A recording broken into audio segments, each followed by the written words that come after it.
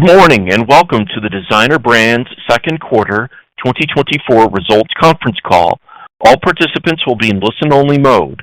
Should you need assistance, please signal a conference specialist by pressing star, then 0 on your telephone keypad.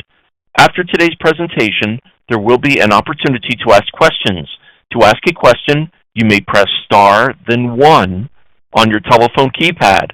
To withdraw your question, please press star, then 2. Please note this event is being recorded. I would now like to turn the conference over to Dustin Honstein, Senior Vice President of Finance. Please go ahead. Good morning. Earlier today, the company issued a press release comparing results of operations for the 13-week period ended August 3rd, 2024 to the 13-week period ended July 29th, 2023. Please note that the financial results that we will be referencing during the remainder of today's call exclude certain adjustments recorded under GAAP unless specified otherwise. For a complete reconciliation of GAAP to adjusted earnings, please reference our press release. Additionally, please note that remarks made about the future expectations, plans, and prospects of the company constitute forward-looking statements. Results may differ materially due to the various factors listed in today's press release in the company's public filings with the SEC. The company assumes no obligation to update any forward-looking statements. Joining us today are Doug Howe, Chief Executive Officer, and Jared Poff, Chief Financial Officer. Now let me turn the call over to Doug. Thank you for joining us this morning. I'm pleased to report that during the second quarter, we made continued progress on our plan to return Designer Brands to growth. As anticipated, we did see consistent improvement in our top-line performance throughout the quarter and have now experienced 3 consecutive quarters of sequential comp improvement. However, with consumers being increasingly mindful of their discretionary spend, that improvement has been more muted than anticipated. In spite of this, as expected, our comps have now turned positive as we've moved into the back half of the year and reached our anticipated inflection point. We expect positive comps to continue in the back half, supported by our strategic initiatives. We've been particularly pleased with our back-to-school business, which has carried its momentum into the third quarter, supported by our expanded athletic and athleisure offerings. Turning to our results, in the second quarter, our sales were down approximately 3% versus last year. We saw a roughly 1% decline in comparable sales versus last year, a sequential improvement as our efforts to reinforce and grow relationships with our key national partners are paying dividends. Our top 8 brands, all in the athletic and athleisure categories, continued to generate outsized growth in the second quarter, up over 30%, which was in line with the growth that we saw from them in Q1 and showcases the benefits of developing deeper relationships with key brand partners. Further, the penetration from these top 8 partners climbed to 39% of sales in the quarter, a significant increase over the prior year penetration of 30%.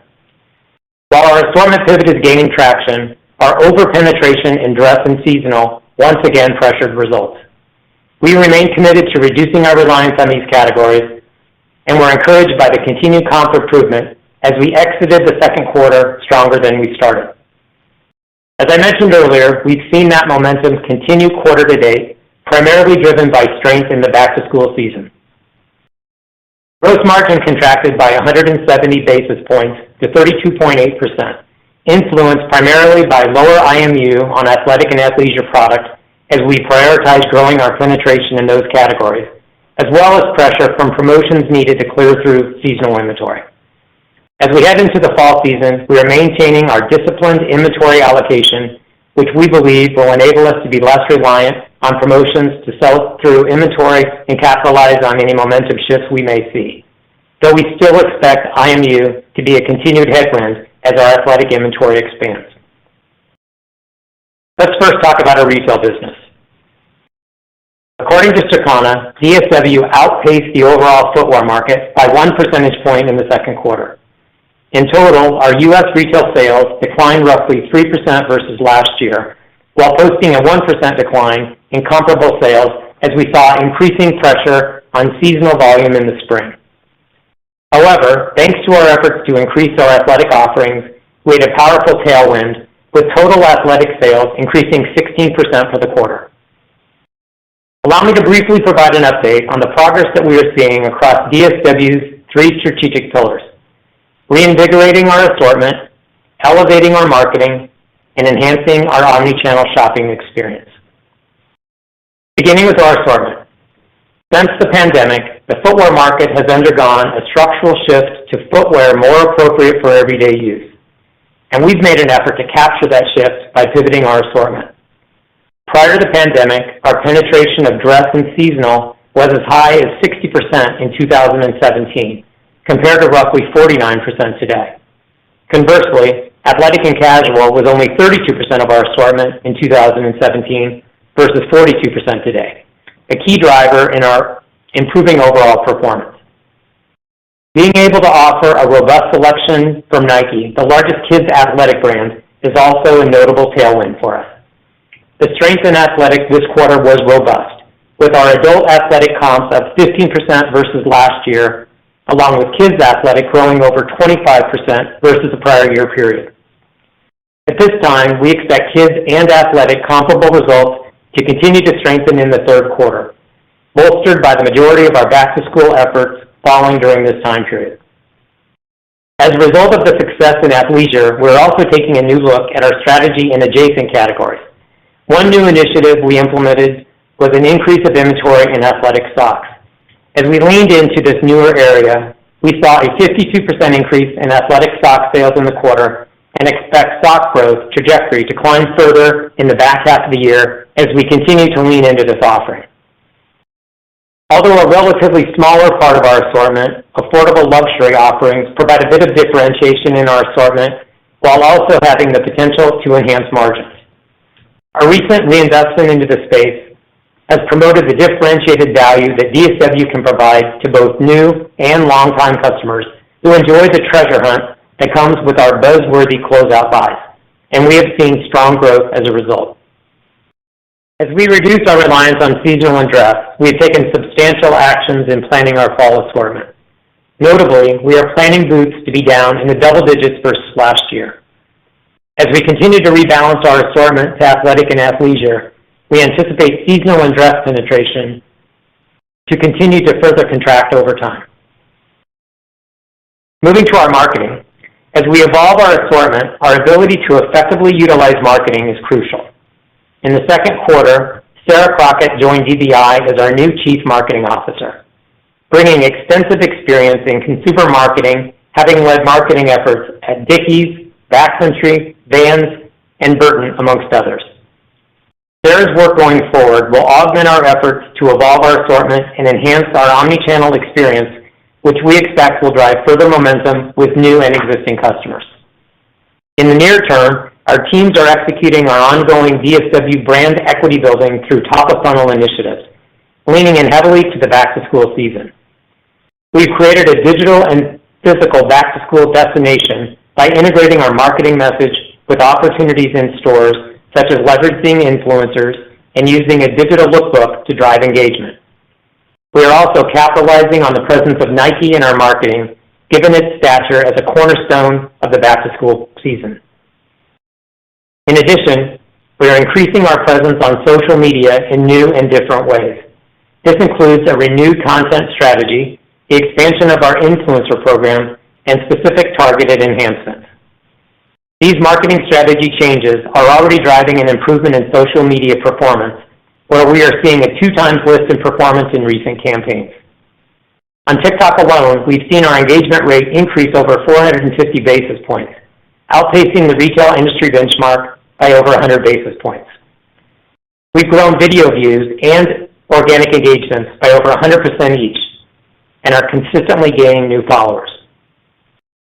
Finally, we continue to invest in personalization to further refine and improve our customers' experience with DSW and to more effectively engage lapsed or about-to-lapse customers. As part of this, we are piloting new strategies in our loyalty program. This brings me to our third strategic pillar of enhancing the shopping experience across DBI sales channels. We're encouraged by the success of our digital platform, which continues to lead the business, sustaining mid-single-digit growth for the third consecutive quarter. In stores, we are actively upgrading aesthetics with enhanced visual merchandising and promotional signage, which goes hand in hand with our refreshed assortment and omni-channel marketing strategy. Turning to our Canadian business, sales increased by 6% versus last year, driven by the acquisition of Rubino, while comps contracted by roughly 3% as the Canadian market experienced similar pressures to the U.S. As a reminder, last quarter we entered into the previously untapped Canadian territory of Quebec following our acquisition of Rubino. Quebec is a new territory for Designer Brands, and we're excited to compete here and extend our reach to another quarter of Canada's population. As discussed, we intend to continue operating the 28 storefronts under Rubino's legacy banner, given their established brand in the region. As a result, we continue to anticipate no material expenses associated with integrating the Rubino business within our portfolio. This quarter, we opened one new shoe company store and one new DSW in Canada, bringing us to a net 6 new stores year to date, on top of the 28 Rubino stores. And we expect to further expand our shoe company store count by 2 more stores in the third quarter. Now to our brand portfolio segment. As we shared last quarter, we have implemented new programs and reviews that have supported reducing costs, right-sizing the organization, increasing margins, streamlining and simplifying the way we work, and defining the role, purpose, and potential of the brands in our portfolio. We are elevating our core competencies and leveraging scalability to develop best-in-class brands that we expect will, over time, provide significant returns. Our product ideation process is being greatly revamped with the purpose of improving adoption rates and expanding profitability in the coming years. We continue to be excited about the growth we are seeing in our brands portfolio, with Topo Athletic and Jessica Simpson being just 2 examples of success we are recognizing. Topo continues to gain momentum as we grow its recognition with the dedicated running community. We are constantly engaging premier fitness and outdoor channels to further expand Topo's accessibility nationwide and drove a 109% year-over-year growth in its wholesale channel in the quarter. Jessica Simpson also sustained the momentum it saw in the first quarter with high double-digit sales increases as the brand continues to appeal to customers for its colorful and unique style. We're embracing the Jessica Simpson brand momentum and have capitalized on this excitement with expanded wholesale distribution, up 70% in the quarter. I want to reinforce our message from last quarter that this year is all about execution and discipline within our brands business, and we've right-sized our inventories and are implementing new ways of working amongst our teams. Looking to the future, both Jared and I are working closely with our brand portfolio team to identify and pursue prudent investments where we can deliver the highest returns. As I conclude, I want to remark on our 2024 fiscal year outlook. As I've discussed already, and as Jared will elaborate upon further in just a moment, we are seeing the turnaround we have been steering beginning to come to fruition, and I am energized by the return of our U.S. retail business to positive comps. It has been a significant effort to get to this point, and I am grateful to all of our team members for diligently pursuing our current strategic initiatives to get us to this place. Even with this turnaround gaining traction and transitioning us back to growth, the ongoing macro uncertainty and the challenges we saw as a result of a pressured consumer in the second quarter, specifically related to sandals and dress, have muted the overall level of these improvements below what we were expecting at the start of the year. Accordingly, we are repositioning our full-year earnings guidance at 50 cents to 60 cents. As we shared last quarter, we continue to expect comp sales in the fall to be materially stronger than in the spring, and in fact, remain positive. Notably, as mentioned earlier, we have already seen positive comps to start the third quarter as our assortment evolution continues to take hold. We expect this to produce an improved EPS in the back half of 2024 versus the back half of 2023, while helping forge a recovery from last year's lackluster boot season. We are in a transitional period for Designer Brands as our refreshed leadership team implements thoughtful, strategic, and operational improvements, and we are excited by the initiatives that have been put in place by our new leaders and look forward to updating you on our continued progress. With that, I'll turn it over to Jared. Jared? Thank you, Doug, and good morning, everyone. Turning to our financial performance, we were pleased with the results of our investment areas, primarily our continued penetration growth into athletic and athleisure, which supported notable market share gains in the quarter. According to Circana, athleisure grew 4% in the second quarter versus last year in the footwear market, while fashion declined by 6% to last year. Driven by our strategic assortment changes, DSW drove athleisure sales growth of 8% to last year, outpacing the athleisure market by over 4 percentage points and thus grabbing share in this important and growing category. This helped us deliver another quarter of sequential improvement in our retail comp sales. And while comps sequentially improved for the third consecutive quarter, the level of improvement was below what we were anticipating, as the consumer further pulled back on discretionary spend in dress and seasonal footwear, which, in spite of our pivot towards athletic and casual, still weighed heavy on our overall results. Let me provide a bit more detail on our financial results for the second quarter, followed by an update to our annual guidance. For the second quarter of fiscal 2024, net sales of $772 million were down 2.6% versus the prior year period, as reported, and were down 1.4% on a 13-week comparable basis. In our U.S. retail segment, comps were down 1.1% in the second quarter, an improvement compared to down 2.3% in the prior quarter, down 7.4% in Q4 of last year, and down 9.8% in Q3 of last year. As mentioned, our performance was led by strong double-digit comps in both our athletic and kids categories, which was offset by negative comps in our dress and seasonal categories. Our Canada retail segment comps were down 3.1% in the second quarter, driven by continued macro challenges that have led to a reduction in overall consumer discretionary spending activity. In Canada, we continue to invest in branding as well as explore opportunities to expand our geographic footprint, and we anticipate these will help drive an improvement in results. Finally, in our brands portfolio segment, sales were up 14% in the second quarter. As a reminder, starting this fiscal year, we have harmonized our approach to how we transact business between our brand portfolio segment and our retail segments. This change resulted in approximately $22 million of year-over-year additional sales for our brand segment in the quarter that gets eliminated in consolidation. We saw notable strength in our DTC sites where we have been investing. In particular, Topo.com delivered a positive comp of 20.3%, and VinceCamuto.com reported positive comps of 4%.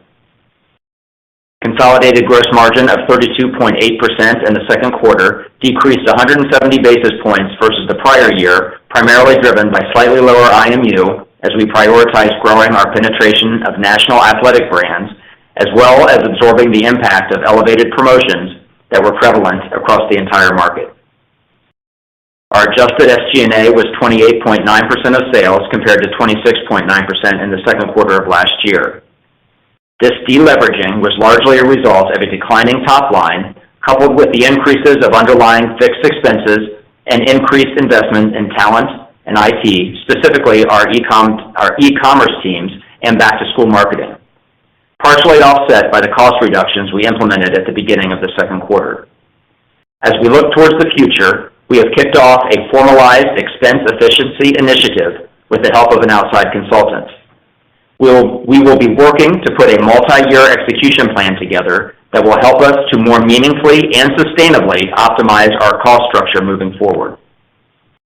For the second quarter, adjusted operating income was $32.5 million compared to $62.6 million in the prior year. In the second quarter of 2024, we had $11 million of net interest expense compared to $6.9 million last year. Higher interest expense is a direct result of our term loan we installed last year, as well as higher interest rates on our ABL. Our effective tax rate in the second quarter on our adjusted results was 20.6% compared to 29.3% last year. Our second quarter adjusted net income was $17.1 million versus $39.4 million last year, or 29 cents in diluted earnings per share versus 59 cents last year. Higher operating expenses and interest expense weighed on this quarter's results. Turning to our inventory, we ended the second quarter with inventories up 5.9% versus the prior year, mostly driven by athletic, as we brought in more receipts earlier this year to support our back-to-school campaign in our retail segments. For the second quarter, we generated $28 million of free cash flow, defined as cash provided by operating activities less cash paid for property and equipment, reflecting the receipt of our IRS tax refund. We believe our healthy liquidity position, including availability under our ABL, support our ability to navigate further potential uncertainty, and we do anticipate that we will be free cash flow positive in the back half of the year. We ended the second quarter with $38.8 million of cash, and our total liquidity, which includes cash and availability under our ABL revolver, was $193.9 million. Total debt outstanding was $465.8 million as of the end of the second quarter. With our CARES Act tax refund, our teams immediately paid down outstanding balances on our ABL revolver. Additionally, in the second quarter, our team and the board deemed it prudent to re-engage our share repurchase activity. To that end, we repurchased $18 million worth of DBI shares at an average price of $6.74 in Q2. We will continue to evaluate all opportunities to bolster shareholder value, and we believe this recent repurchase activity is evidence of our conviction in our long-term strategy. Before I conclude, I want to take a minute to discuss our fiscal 2024 guidance. We have always expected comps to improve as we worked through spring, inflecting to positive in Q3, and our bottom line to turn to growth over last year for the fall. And this is exactly what we've seen year to date and are seeing currently as we start the back half. As of the first month of the third quarter, we have inflected to positive comps and expect those to continue. As a reminder, this includes the lapping of Nike's return, which we enjoyed during the entire fourth quarter last year. We remain confident in the calendarization of the trajectory of our comp trend and expect continued sequential improvement through the balance of the year. However, as we've discussed, the overall pace and level of recovery has been more muted than expected as a result of a pressured consumer, macro pressures on the overall footwear market, and a lackluster spring seasonal business at DSW. As such, we are revising our full-year guidance accordingly. We are adjusting our net sales growth guidance for the full year to be flat to up slightly versus prior guidance of a low single digits increase. As a reminder, this does include the headwinds of the sales recorded in the 53rd week of fiscal 2023. We continue to project our third quarter as our strongest sales growth quarter, and I want to remind you that while we also expect positive comp sales growth in the fourth quarter, our year-over-year total sales will be negatively impacted by the loss of the 53rd week from the prior year. We do believe our assortment and marketing strategies are being rewarded as customers have embraced the updated selection and promotional strategies that we are championing. And we have moved even more decisively to position ourselves for success in the back half, with the most notable adjustment to our seasonal assortment yet. We now anticipate external sales in our brand portfolio segment will be flattish, as strong growth from Jessica Simpson and Topo are offset by declines in our DTC businesses overall. Turning to factors impacting our profitability, while continuing to see the investments over last year in people and IT that we've discussed previously, the expense savings from the reorganization we executed early in the second quarter have started to materialize. With these puts and takes, coupled with a more muted top line, we now expect to see flat to slight deleverage in SG&A for the full year. We anticipate our effective tax rate of roughly 30% for fiscal 2024 and have updated our annual earnings per share outlook to be in the range of 50 to 60 cents versus our prior guidance of 70 to 80 cents. Our weighted average diluted shares outstanding are anticipated to be approximately 57.8 million for the third quarter and approximately 58.3 million for the year, given the share repurchase activity that has occurred thus far throughout the year. I remain energized by our plans to return Designer Brands to earnings growth in the back half of the year, including what is implied with this revised guidance of meaningful growth in EPS over last year. Importantly, the third quarter will mark the first quarter of positive comps since the third quarter of 2022, a testament to the fact that our strategies are working. At this time, We would also like to reaffirm our expectations for capital expenditures to be in the range of $65 to $75 million for this year. I remain confident that we are making the necessary changes to position our organization for growth as the footwear industry evolves. By investing in top talent, key relationships, top-of-funnel initiatives, and modernized infrastructure, we believe that we are increasingly well-positioned to continue our recovery. With that, we will open the call for questions. Operator? We will now begin the question and answer session. To ask a question, you may press star, then 1 on your telephone keypad. If you are using a speakerphone, please pick up your handset before pressing the keys. If at any time your question has been addressed and you would like to withdraw your question, please press star, then 2. At this time, we will pause momentarily to assemble our roster. Our first question comes from Dylan Carden with William Blair. Please go ahead. Yeah, hey guys, this is Alex Bastian for Dylan. Thanks for taking our questions. Firstly, just how would you describe the risk in the guide for the back half? You mentioned inflecting positive in comp with boots planned down double digits on easier compares, which appears to have been relatively de-risked. So could you just give a bit more color on what is contemplated in the larger inflection plan for the second half? Yeah, this is Doug. Thanks for the question. I would start by just saying again, we're encouraged by what we saw materialize through Q2 from a momentum perspective, and then in particularly the fact that we moved to a positive comp as we got into Q3. So a lot of that is driven by obviously the penetration growing of athletic and athleisure. But the most significant change we've made as we move through fall is we feel like we have de-risked that demand plan because we've significantly planned down the seasonal boot category. So again, that's a pretty seismic shift with regards to how we're thinking about evolving that assortment as we move through the back half, and probably the most dramatic moves we've made. Got it. Okay, thank you. And then secondly, how are you or could you adjust or shape the branded portfolio to reflect the trends that you're currently seeing in the business? You mentioned earlier in the prepared remarks de-emphasizing dress and seasonal products. Is it within the realm of possibility to buy or get rid of any existing brands as you rework the branded portfolio? Thanks. Yeah, this is Jared. What I would say is if you kind of look at the investments we've made most recently, they have been in brands that are in the growing part of the footwear market. So when you look at Topo, when you look at Keds, squarely in the athletic and athleisure side, and we're actually very energized with what we're seeing on that front. When you look at our legacy dress brands, one, they are licensed brands, so we are still very much in the middle of most of those licenses. However, we have done certain things to even lean into where we are winning with those brands. So when you kind of look at our Vince Camuto brand specifically, and while boots is declining, the wide cap boot and the oversized boot is actually something we're winning in. So in those particular areas, we are finding some opportunities for wins while still being relatively conservative from overall growth.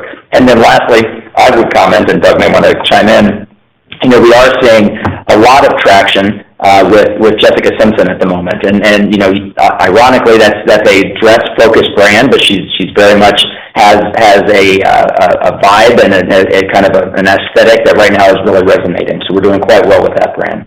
Yeah, and I would agree with everything that Jared said. And again, we look at this portfolio as continuing to evolve. Again, there are components of that assortment that will continue to lean in and differentiate. Jared mentioned wide cap boots. That's kind of an ownable component that we did really well with last year on the wholesale side. We're getting more aggressive about that this year. Again, the investment in Topo, we obviously feel really good about that. Just remind everyone, Andrea is relatively new to the organization. She started, early this year, but really impressed with the progress that we've made and she's made with the team so far to date. Perfect. Thank you. Very helpful. That's all for me. I'll pass it on. Again, if you have a question, please press star, then 1. The next question comes from Mauricio Serna with UBS. Please go ahead. Great. Good morning, and thanks for taking my questions. Maybe could you quantify how the quarter to date is performing and just how comfortable will you feel about the second half guide, just, given the Q4, I guess, I don't know if the implication is that could be slightly down just because of the, as you lap the 53rd week? Yeah, Mitch, I'll start. This is Doug. So I would say, again, we don't want to get into a lot of detail in the current quarter, but we did comment that we moved to a positive comp, which was the first time that we've seen that since September of 2022. So again, we think that's a critical inflection point. The majority of the back-to-school business still occurs in the quarter. That athletic business and athleisure continue to be very buoyant. So that's definitely something we feel very positive about. It's very early in the seasonal business, obviously. While we're encouraged by some very early reads, and it is very early, we have the majority of the season ahead of us. So, we're focusing on controlling what we can control. I'm pleased with how the team has evolved that product portfolio assortment.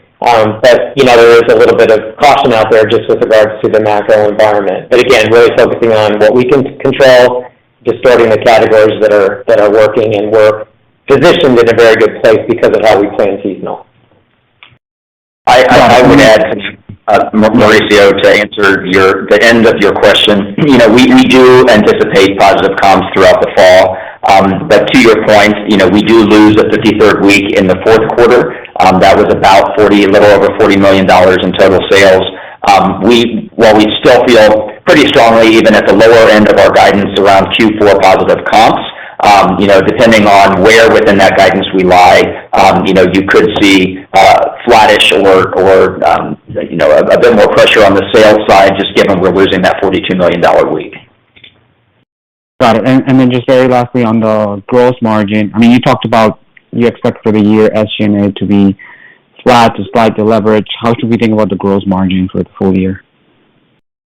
Yeah, when we look at full year margins, we kind of have two things going in opposite directions. We continue to see pressure on our IMU, just given the move into a higher penetration of national brands, specifically athletic brands. And as we've always talked about, those certainly come with a bit more pressure on IMU than the dress brands do. But on the flip side, especially as we move into the fall, we start seeing leverage on our markdowns. If you recall, fall of last year is when we really had to clear out boots because we had invested in growth and certainly did not see that materialize. And so we're kind of seeing those offset to deliver an overall year that is a bit flattish in gross profit. Understood. Very helpful. Thank you so much. The next question comes from Dana Telsey with Telsey Group. Please go ahead. Hi. Good morning, everyone. As you think about inventory levels and where you expect them to be by the end of the year, both on your own branded side and wholesale, how are you thinking about it?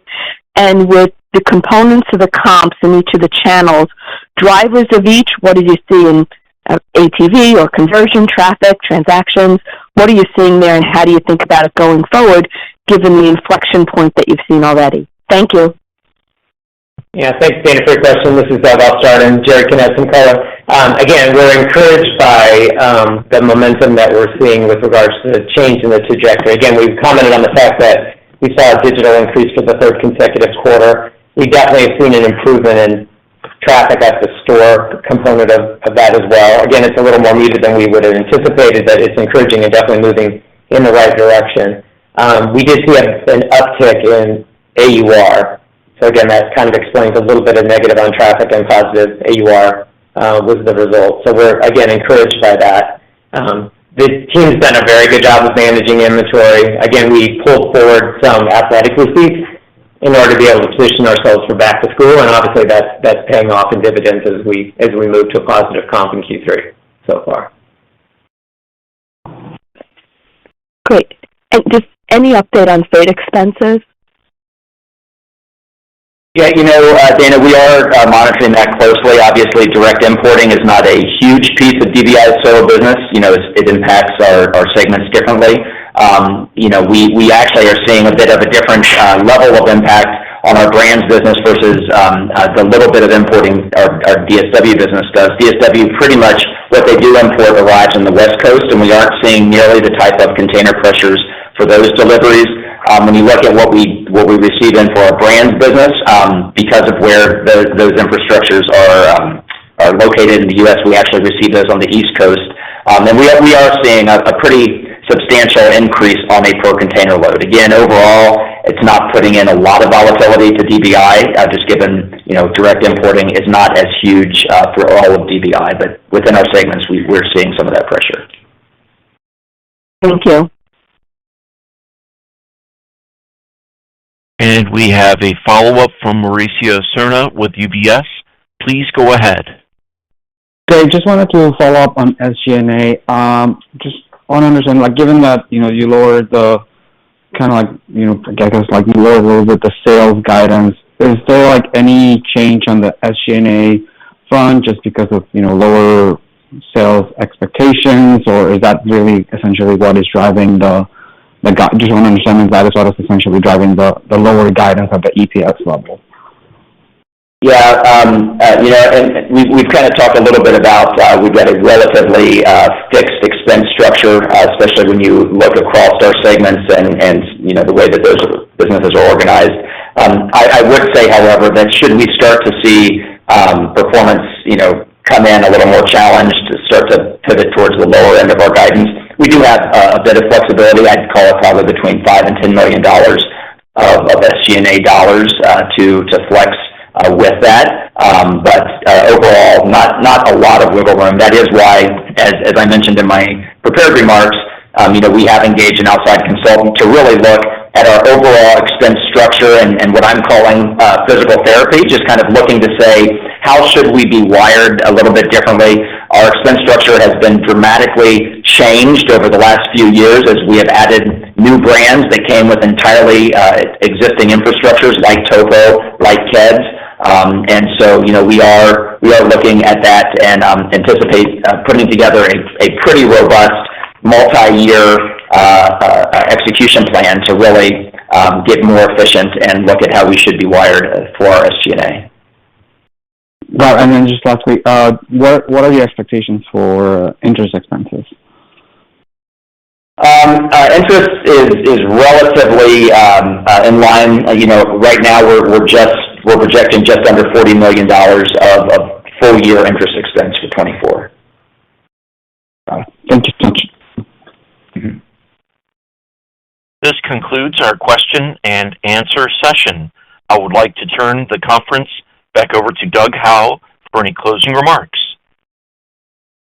Well, thanks again, everyone, for joining us today. I just want to reiterate that we are energized by the fact that we are seeing the turnaround begin to come to fruition. And again, I am grateful to all of our team members who continue to pursue those strategic initiatives to get us to this place. We look forward to updating you on our progress as we move through the balance of 2024. Thanks again for joining us. The conference has now concluded. Thank you for attending today's presentation. You may now disconnect.